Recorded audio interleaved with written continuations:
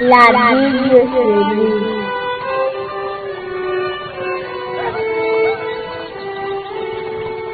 Il est écrit que l'homme ne vivra pas seulement de pain, mais de toute parole que Dieu prononce. La Bible se lit.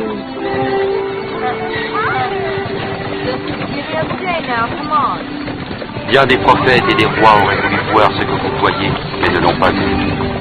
Entendre ce que vous entendez, mais ils n'ont rien entendu.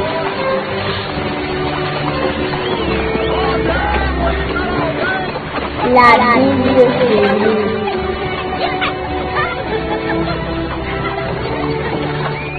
Il ne va pas nous quitter.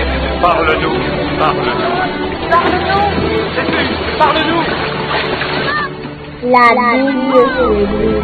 Tous les dimanches soirs sur RGM.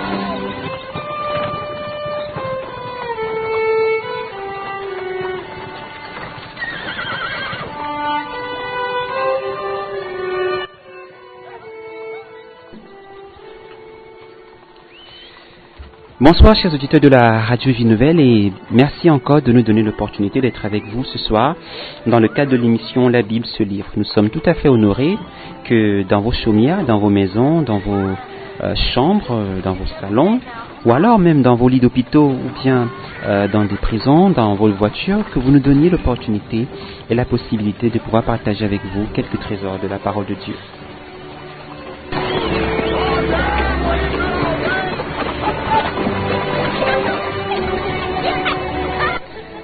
Dans cette émission, la Bible se livre, nous avons pour vocation, nous avons pour mission de pouvoir partager quelques trésors de la parole de Dieu, des sujets sur lesquels parfois nous passons outre, parfois nous passons sans nous arrêter. Nous avons probablement connaissance, mais nous n'essayons pas d'aller beaucoup plus loin. Nous essayons par ce léger partage d'une demi-heure d'essayer de ressortir quelques enseignements, quelques messages que l'Esprit de Dieu a bien voulu nous partager pour que nous puissions ensemble pouvoir en bénéficier et faire l'expérience de la grâce de Dieu dans nos vies et notre marche quotidienne.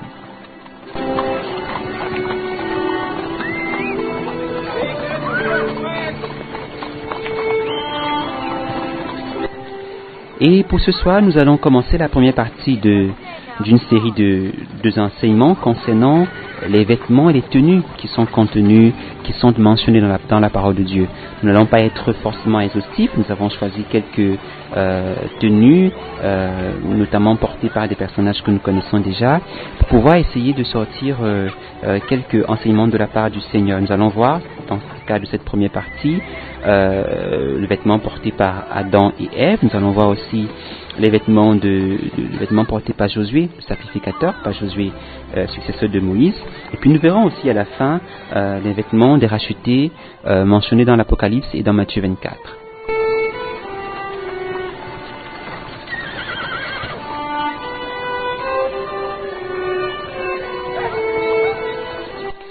Ainsi donc, nous vous proposons de pouvoir vous disposer, de prendre un peu de temps, un bloc-notes, un stylo, un enregistreur, peu importe, mais d'avoir un moyen de pouvoir noter quelque chose ou enregistrer pour que cela vous permette de pouvoir reméditer là-dessus et de tirer des enseignements provenant du Seigneur.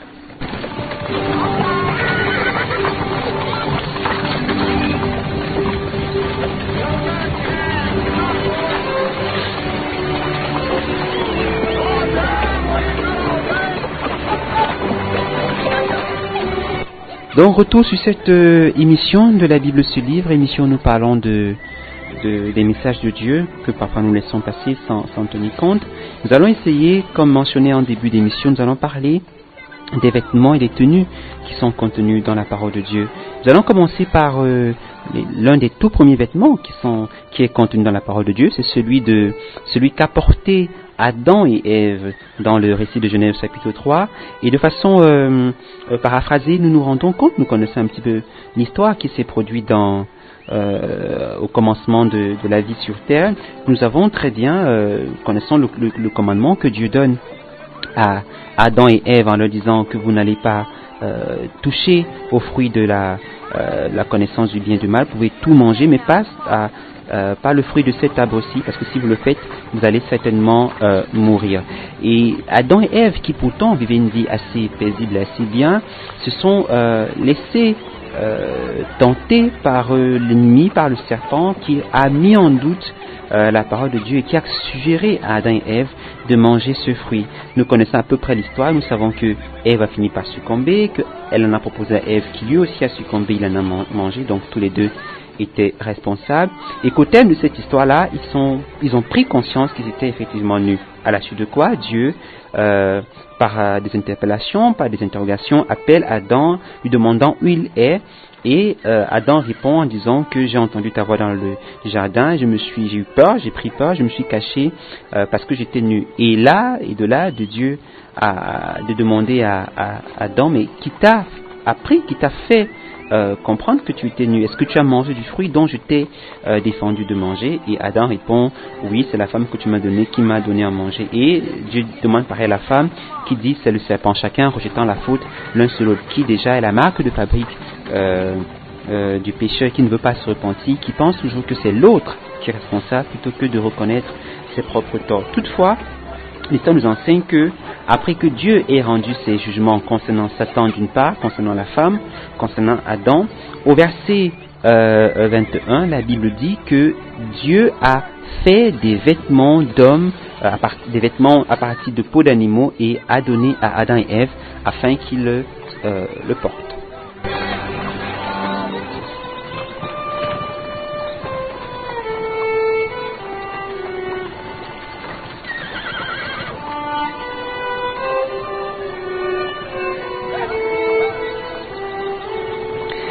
Et donc nous voyons ici que, contrairement à ce que l'on pourrait penser, la fonction principale, la fonction première du vêtement que Dieu met en exergue en lisant Genèse, qui, nous le connaissons tous, est le premier livre de la parole de Dieu, nous nous rendons compte que la fonction principale du vêtement est d'abord de couvrir la nudité.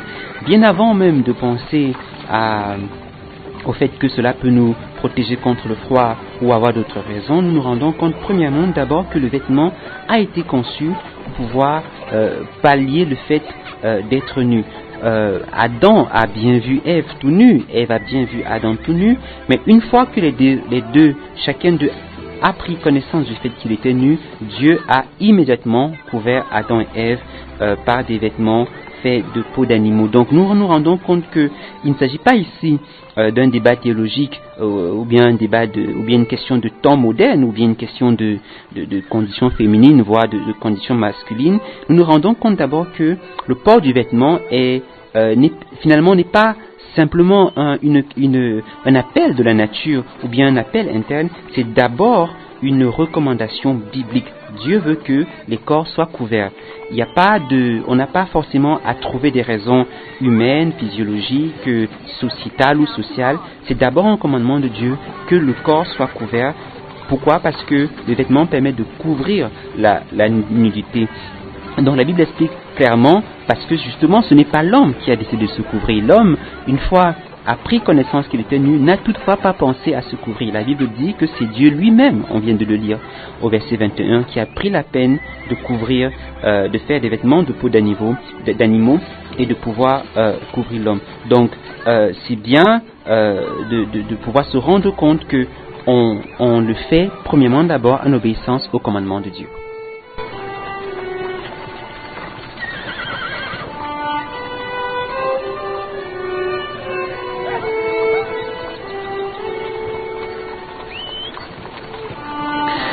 Et ensuite, nous nous rendons compte que, une fois que on obéit à ce commandement parce que justement il vient de Dieu, on se rend compte que malgré le fait que Adam et Ève se soient connus tous les deux de façon, on va dire, ils étaient tous les deux nus, ils se sont vus tous les deux de façon nue, toutefois, après qu'ils aient pris conscience de leur nudité, ils se sont couverts. On se rend compte aussi que la deuxième fonction principale du vêtement réside dans le fait qu'il faut se couvrir par rapport à son prochain, par rapport à celui qui est en face de nous. Bien des fois, dans un environnement tel que le nôtre, de ces temps modernes où tout est exposé, où pour X ou Y raison nous nous habillons d'une façon ou d'une autre, nous nous rendons compte ici que s'habiller, se vêtir complètement est aussi une façon de respecter l'autre. Jeune femme, peut-être que en t'habillant d'une certaine façon, d'une façon osée, tu as peut-être pensé que soit c'était normal, ou que c'était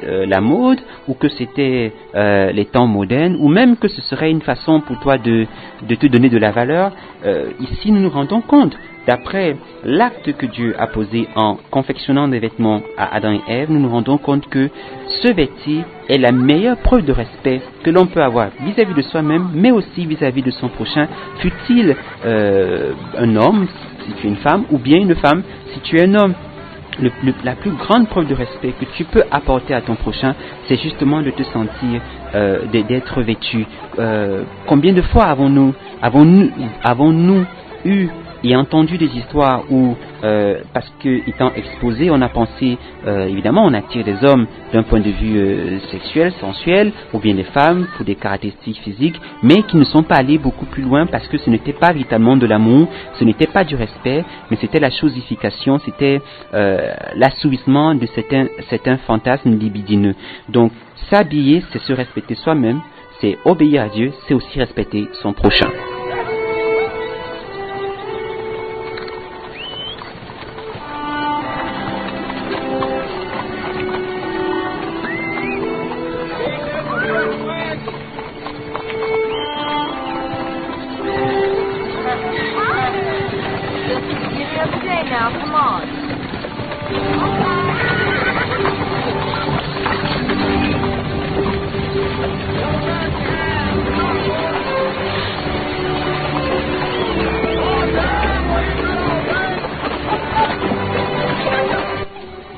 Maintenant, nous allons parler comme indiqué en début d'émission, nous allons parler maintenant d'un deuxième vêtement, d'une deuxième tenue qui est justement contenue dans le livre de Zacharie, à partir du chapitre 3. Nous allons parler de ce petit scénario, cette petite, pas scénario, une véritable scène, une véritable situation qui s'est produite dans la parole de Dieu concernant Josué, le sacrificateur, et non pas Josué, successeur de Moïse. Dans le livre de Zacharie, au chapitre 3, nous avons cette vision-là que Dieu accorde à son prophète Zacharie, et quand nous lisons un peu la parole de Dieu, nous nous rendons compte que voilà, Zacharie qui est prophète devant le Seigneur et qui reçoit une vision de la part de Dieu. Et dans cette vision, il y a l'ange de Dieu qui se tient et qui réprimande Satan en disant que le Seigneur te condamne, que le Seigneur te rejette parce que le Seigneur aime Jérusalem. Satan, lui, venant devant Josué et proférant des accusations contre Josué devant Dieu. Et le prophète Zacharie rapporte le fait que Josué était debout avec des vêtements souillés, avec des vêtements sales, et que l'ange a dit, l'ange de Dieu, l'ange de l'Éternel, a dit à tous les êtres célestes qui participaient à cette scène d'enlever de Josué tous ces vêtements qui étaient sales, d'enlever cela, et il a dit à Josué, maintenant j'enlève ton péché, je te donne de nouveaux vêtements que tu vas pouvoir porter. Par la suite, effectivement, Dieu a commandé aux anges, aux êtres célestes qui étaient dedans, de donner un turban pur et de le couvrir sur la tête de Josué, ce qu'ils ont par ailleurs accompli, et Josué a été ainsi purifié de son péché. Et par la suite, nous voyons l'ange de Dieu, de l'Éternel, qui parle et qui dit, qui donne un commandement, une instruction à Josué en lui demandant, disant, si tu obéis à ma volonté, tu obéis à ma loi, si tu accomplis les tâches que je t'ai demandé de faire, que je t'ai assignées, alors tu vas continuer à être à mon service dans mon temple et dans mon palais. Et là, je vais entendre exaucer tes prières comme j'entends la prière des anges et de tous ceux qui se tiennent dans ma présence.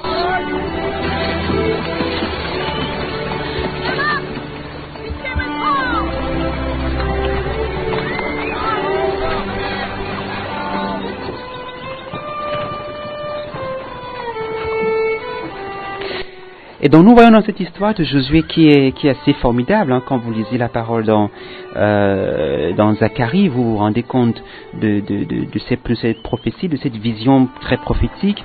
On peut remarquer déjà quelques petits éléments qui vont nous servir, qui vont nous permettre de pouvoir discerner la volonté de Dieu. Le premier fait que l'on peut déjà noter ici, c'est d'abord que l'homme pêche. On se rend compte ici, hein, il est bien décrit, on parle de l'histoire de Josué ici, qui raconte son histoire et qui dit, on voit Josué dont il est fait mention qu'il a son péché. Donc la première chose qu'il faut savoir, et cela a un rapport direct avec l'histoire d'Adam et Ève qu'on a lu beaucoup plus haut, dont on a partagé beaucoup plus haut, on voit ici que Josué est d'abord pécheur. Bien avant que Dieu ne puisse faire une chose ou une autre, il y a d'abord le fait que Josué se tient devant Dieu, et Josué se tient pas en tant que sacrificateur, pas en tant que homme connu, pas connu, mais se tient d'abord là en tant que pécheur. C'est lui qui est responsable, c'est lui qui a péché. Et donc on ne peut pas dire, contrairement à ce que Ève a dit, à ce que Adam a dit quand Dieu leur demandait pourquoi avez-vous mangé le fruit que je vous ai défendu de manger, on ne peut pas se dédouaner de sa propre responsabilité quant au péché. On ne pêche pas par hasard, on ne pêche pas parce que quelqu'un nous l'aura imposé, on ne pêche pas parce que il y a une trop forte pression. Quelle que soit l'issue, on finit quand même par choisir de pécher. On finit quand même par prendre la décision et la responsabilité de pécher. C'est d'ailleurs un choix qui ne provient pas forcément d'une légèreté ou pas.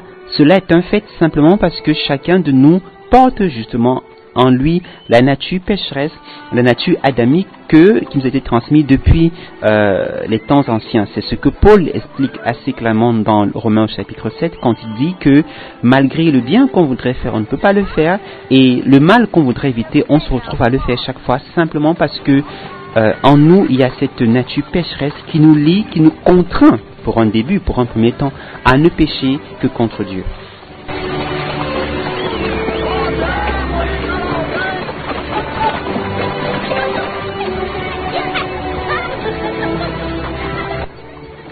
Et puis, deuxième fait qu'on peut aussi répertorier dans cette histoire, c'est l'attitude de Satan, l'ennemi. Jean l'appelle l'accusateur des frères. Et quand on lit Zacharie au chapitre 3, on se rend compte de la même chose. Quand la Bible dit que Zacharie se tient devant Dieu pour accuser Josué devant l'Éternel. Et si nous nous rappelons très bien, quand nous faisons nos études personnelles à la maison, nous nous rappelons très bien d'une autre histoire dans la parole de Dieu où Satan se tient une fois de plus pour accuser un enfant de Dieu, pour accuser un fils de Dieu. Oui, il s'agit bien de l'histoire de Job. Il est fait mention à partir dans Job chapitre 1 que quand Dieu demande à Satan, mais que fais-tu? Il dit, je monte, je descends, parcourant la terre et tout.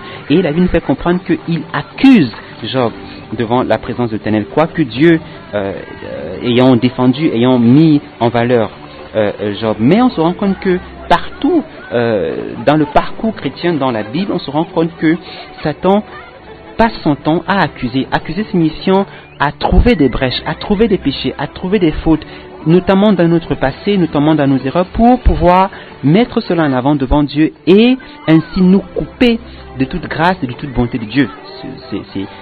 Cela étant son désir, sa volonté. Et nous nous rendons compte que, de toute façon, quand on n'a pas péché, Satan nous accuse quand même. La Bible dit que il est comme un lion rôdant, cherchant qui il va dévorer. Donc il passe son temps à nous replonger dans des schémas, dans des attitudes, dans des accusations, y compris quand nous avons confessé nos péchés contre Dieu. Pire encore, quand nous avons péché, là il le fait encore beaucoup plus, ne nous donnant pas de répit, plaidant devant Dieu pour que nous soyons punis selon notre juste cause. Donc parfois il y a des malheurs qui nous arrivent, c'est vrai, à cause de nos fautes.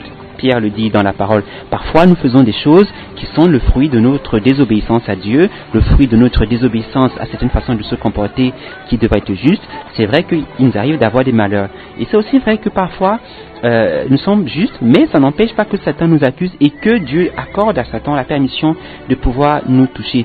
Toujours est-il qu'au bout et en fin de compte, l'accusateur se tient toujours devant nous afin de nous accuser, afin de nous faire du mal. Donc, le tout, quand on a péché, quand on se retrouve dans une situation qui est négative, c'est de se repentir et d'avancer, parce que nous savons que Dieu, la parole dit qu'il est fidèle et juste pour nous pardonner de nos péchés et de nous guérir, de nous purifier de toute iniquité, de nous donner un cœur pur qui lui soit agréable et qu'il oublie même nos propres fautes. Et puis quand nous avons péché, nous n'avons pas péché, de tenir ferme contre toutes les accusations du malin et de pouvoir marcher d'une façon qui lui soit agréable.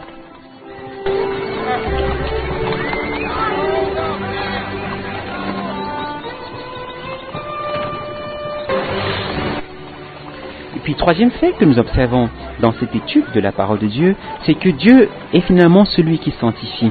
Nous voyons ici Josué qui se tient devant le Seigneur et l'ange qui dit, premièrement, qui reconnaît qu'il a péché. Quand il dit j'enlève ton péché, c'est qu'il reconnaît, il sait que Josué a péché, mais il dit enlevez-lui ses vêtements. Ensuite il dit donnez-lui des vêtements nouveaux, donnez-lui un turban nouveau, habillez-le, et il lui donne même à la fin une tâche à accomplir, une mission avec des instructions à faire.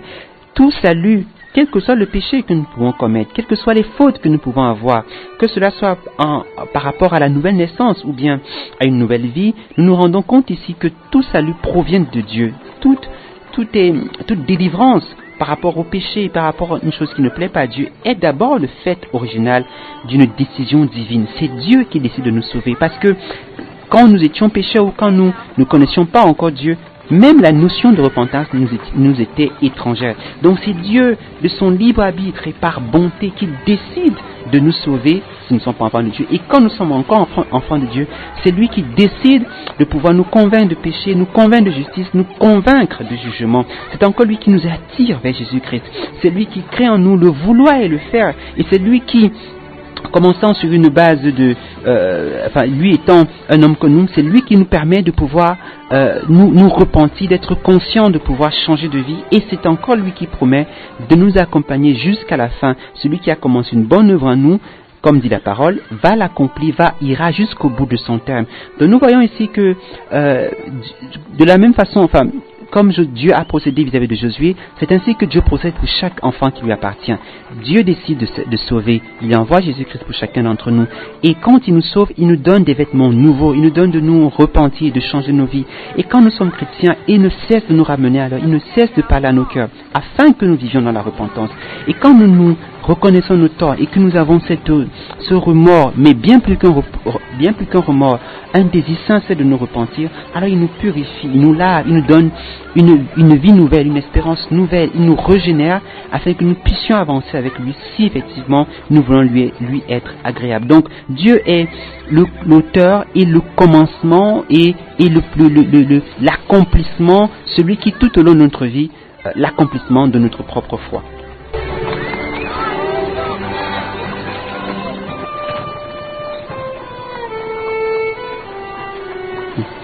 Et donc nous rendons compte ici que c'est Dieu qui origine chaque chose et c'est Dieu qui permet effectivement que nous puissions lui être agréables par l'entremise du Saint-Esprit qui parle en nous en faveur de la repentance. Donc il est possible que tu sois lié par rapport à un péché, il est possible que tu ne puisses plus t'en sortir, mais Dieu dit que Dieu qui décide de sauver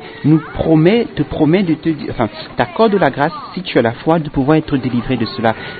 Colossiens dit, lève-toi, toi qui dors d'entre les morts, et Christ resplendira sur toi. Il y a beaucoup de versets où Dieu promet d'agir comme il l'a fait avec Josué, notamment d'Ézéchiel 33, quand il dit que il nous donnera un cœur pur, un cœur de chair, il va enlever le cœur de pierre, afin que nous puissions avoir honte de nos fautes, de nos péchés, et que nous puissions effectivement nous repentir. Ézéchiel 33, Ézéchiel 36 aussi. Donc, toutes ces attitudes, si tu te sens dans une vie où tu as l'impression que tu ne peux pas t'en sortir, mais que tu as véritablement envie de t'en sortir, il est temps pour toi de te manifester, de te présenter comme Jésus devant Dieu et de voir la délivrance de l'Éternel. Enfin, il aurait été important pour nous de parler, effectivement, de nous rendre compte que tous ces processus-là visent à l'événement final qui est contenu dans le livre d'Apocalypse, au niveau quand Dieu nous parle des rachetés.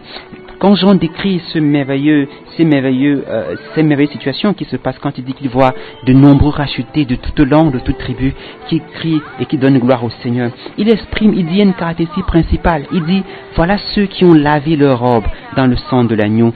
Et il y a ce vêtement-là, cette robe-là que chaque chrétien doit porter. Dans une des paraboles du Seigneur, dans Matthieu 24, il dit qu'il y a un homme qui s'est présenté aux noces de l'agneau, mais qui n'avait pas les vêtements qui étaient requis par le Seigneur. Et le Seigneur a dit, toi tu ne m'appartiens pas, tu n'as pas été invité, tu n'as pas droit d'être en ce lieu. Et cette personne fut chassée. Il est important de savoir que nous devons, chacun d'entre nous doit pouvoir être prêt pour la fin des temps et revêtir cette robe qui concerne tous les rachetés. Mais comment avoir cette robe-là? C'est simplement être enfant de Dieu et de marcher dans la grâce de Dieu pour mener une vie qui lui soit agréable. Avec Dieu, on ne triche pas, on ne se moque pas de Dieu. Ce que nous semons, les routes que nous prenons, les attitudes que nous avons, vont déterminer si oui ou non nous allons pouvoir revêtir cette robe-là en ce jour-là. Donc le seul élément qui nous donne de porter cette robe, c'est effectivement le sang de l'agneau.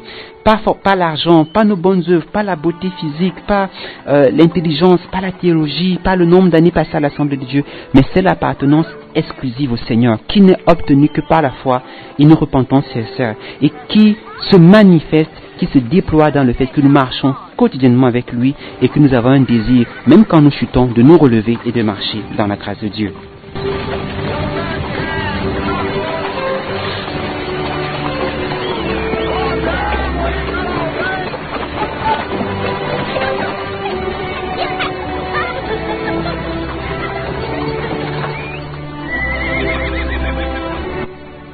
Voilà, merci d'avoir pris la peine de pouvoir écouter avec nous ces quelques partages concernant les vêtements qui sont contenus dans la parole de Dieu. Nous espérons que, au travers de ces histoires-là, nous avons compris effectivement que Dieu a, depuis le début, avec l'histoire d'Adam et Ève, a toujours voulu nous revêtir parce que s'habiller, porter un vêtement est symbole d'appartenance à lui, est symbole de vie cachée en lui, de cacher notre nudité et de ne pas mener une vie qui lui déplaît. Nous allons prier, probablement dans ce qui a été dit, une chose ou une autre va soit nous demander de nous repentir ou nous conforter dans l'idée d'être fidèles au Seigneur. Nous allons prier et laisser l'Esprit de Dieu nous toucher afin de pouvoir marcher d'une manière qui lui soit agréable. Seigneur, merci parce que tu nous accordes cette grâce. C'est toi qui es Dieu et c'est toi qui nous revêt de ta grâce, qui nous donne de nous habiller de ta grâce pour que nous puissions marcher d'une façon qui t'est agréable. Je te prie, Seigneur, afin que ceux parmi nous qui avons marché d'un point de vue physique, avons porté des vêtements qui ne te plaisent pas, avons essayé de séduire des gens par nos attitudes, par nos tenues, nous nous repentons de cela. Nous, ceux parmi nous qui avons négligé le fait d'être purs pour nous-mêmes, nous te prions vraiment de nous pardonner, Seigneur. Ceux parmi nous qui aussi avons été nus de façon spirituelle, c'est-à-dire qui avons laissé le péché nous dépouiller, nous salir et nous donner d'enlever nos vêtements spirituels.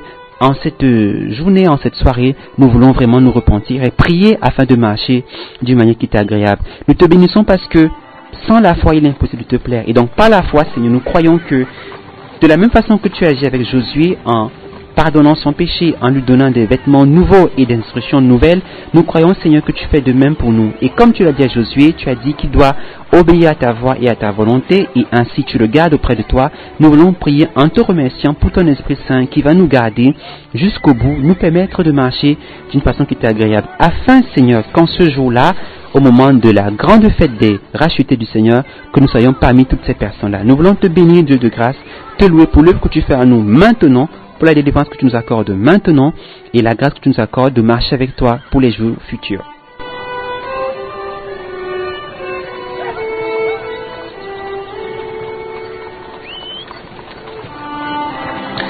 Merci de la grâce que Dieu nous a accordée de pouvoir partager tous ces moments-là avec vous. Merci vraiment, nous espérons que cela vous a édifié, que cela nous a apporté à chacun d'entre nous quelque chose qui va nous aider.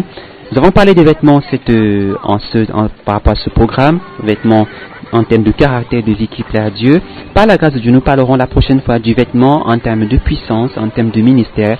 Et nous verrons comment le vêtement est aussi un outil par lequel Dieu peut passer pour pouvoir nous revêtir de sa puissance. En attendant que Jésus revienne, n'oublions pas, demeurons dans sa grâce et laissons-le agir dans nos vies.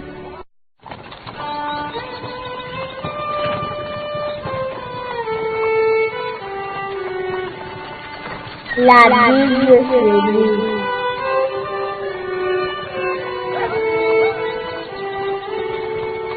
il est écrit que l'homme ne vivra pas seulement de pain, mais de toute parole que Dieu prononce. La Bible se dit.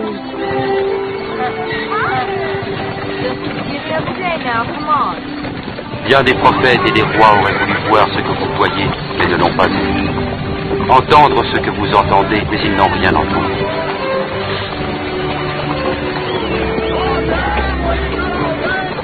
La Bible se dit.